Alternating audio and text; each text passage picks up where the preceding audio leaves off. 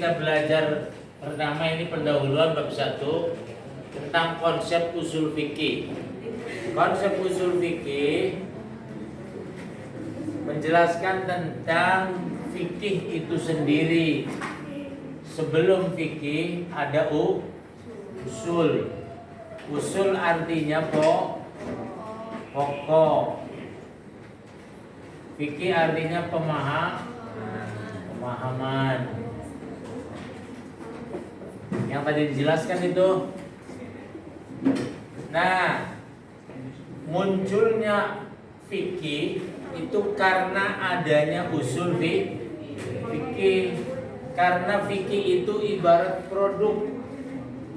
produk hasilnya itu fikih. Sementara yang memproduksi atau pabriknya itu yang disebut usul, gitu kira-kira. Maka di dalam buku paket yang sudah saya bagikan, usul fikih itu ibarat sebuah pohon, kayak pohon beringin ya.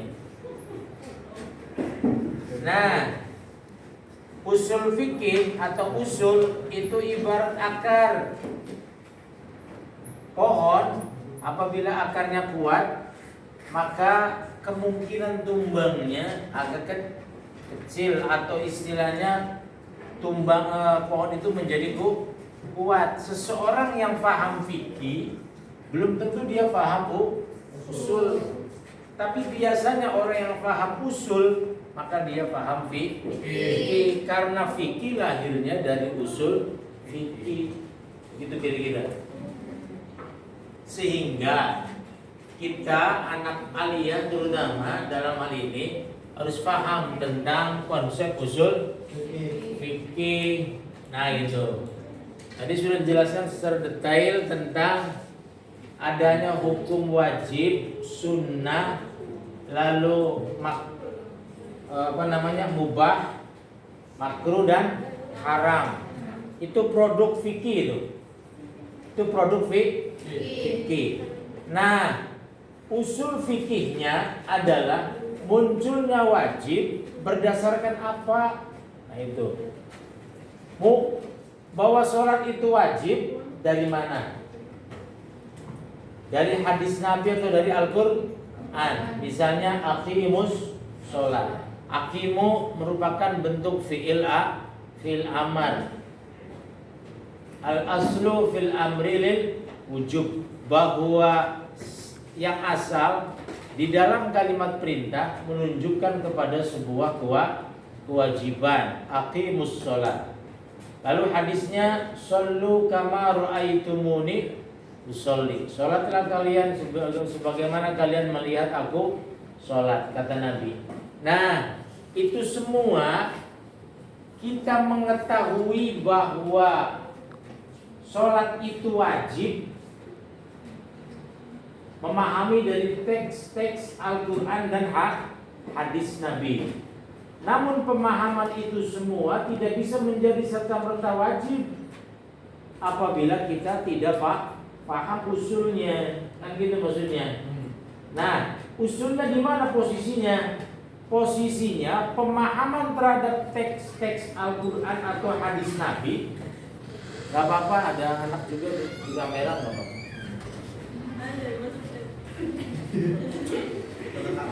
Sholat dikatakan wajib tidak serta-merta begitu saja, tetapi berdasarkan pemahaman dari teks Al-Quran ataupun hadis Nabi, dan itu pemahaman usulnya. Kenapa dia wajib? Wajib sholat bagi mukallaf. Mukallaf itu siapa? Mukallaf adalah orang yang terbebani hukum. Siapa mereka? Muslim. Kedua, baligh, dewasa. Ketiga, sehat. Keempat, berakal. Kan begitu. Bahkan ada konteks beribadah yang konsep kemukallafannya atau terbebani hukumnya itu sangat banyak. Kayak seperti haji. Haji itu kan wajib, rukun Islam. Tapi dia tidak serta-merta menjadi rukun Islam apabila memang tidak Mampu, tidak hanya muslim, balik, berakal, sehat, ada tambahan mampu, istitoah, berkemampuan. Begitu juga Jumatan. Jumatan adalah kewajiban mingguan umat Islam, tetapi tidak serta-merta mereka menjadi terbebani Jumat apabila dalam kondisi yang tidak normal seperti COVID-19 kemarin, kan begitu. Kita diberhentikan sholat Jumat untuk di masjid, tidak boleh berkerumun karena disinyalir terjadinya penularan COVID-19. Maka pemerintah dengan bekerja sama dengan para ulama yang dilegalisir atau dilegitimasi oleh MUI dan juga ormas-ormas lain yang bernuansakan agama untuk tidak usah melaksanakan Jumatan, karena Jumat merupakan satu bentuk ibadah yang harus berkerumun. Sementara penularan COVID-19 adalah melalui kerumunan, disinyalir seperti itu. Lalu kemudian 8 tahun menjadi hilang. Ya tidak apa-apa, tidak ada masalah. Kemarin yang Jumatan bagaimana? Ya nggak ada masalah, karena memang kondisi hukumnya seperti itu.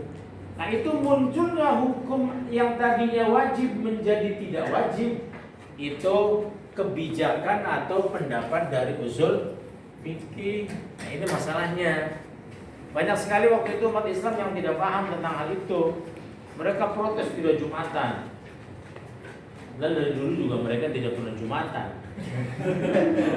Iya kan? Banyak sekali yang protes Jumatan. Jadi protesnya kepada pemerintahnya, bukan kepada hukum tentang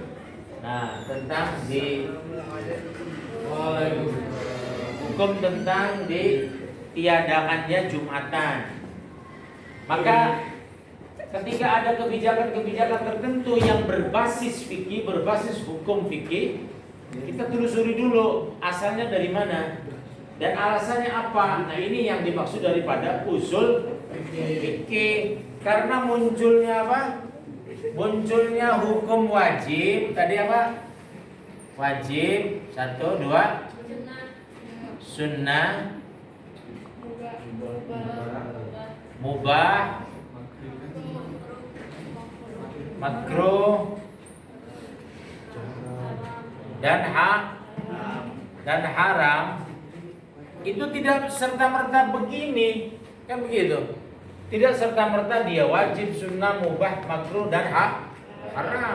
Walaupun pengambilannya dari kalimat-kalimat teks-teks Al-Quran ataupun hadis Nabi, kan begitu? Ya, suatu hari juga pernah Nabi melarang orang untuk Jumatan karena waktu itu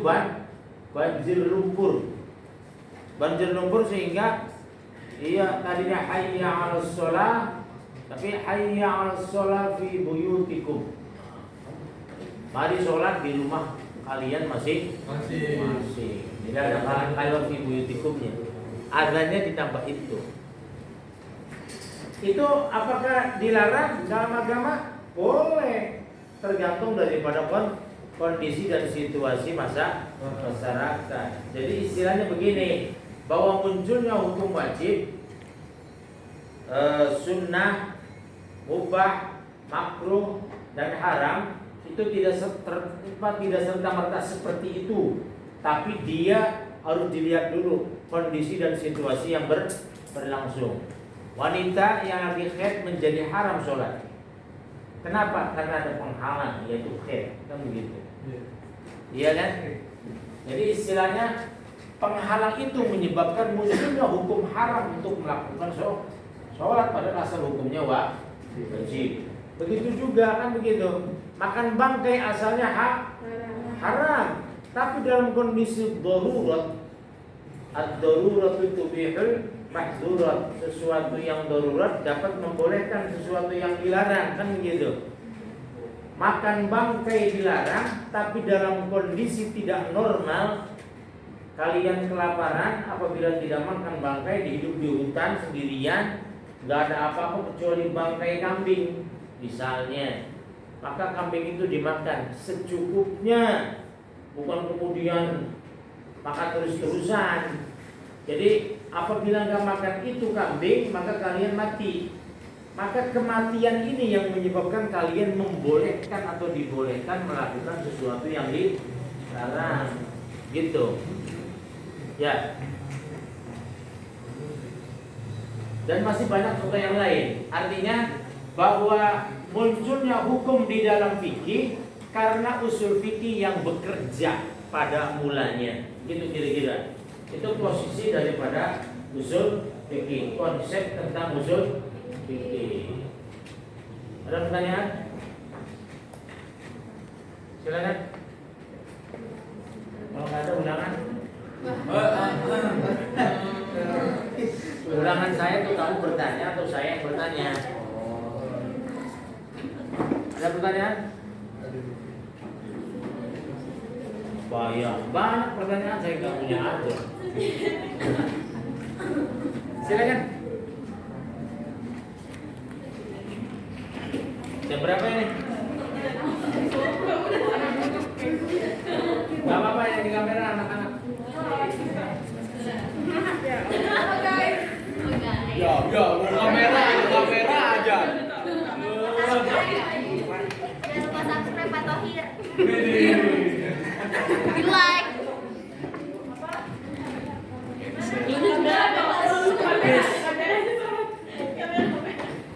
Ada pertanyaan? Cukup? Ya. Nanti saya yang bertanya kalau cukup. Jam berapa sekarang? 9.50 Pak. 9.5. Jamnya cepet banget. 9.40. Masih 20 menit lagi. Ada pertanyaan yang belum ditanyakan? Nggak ada. Oke.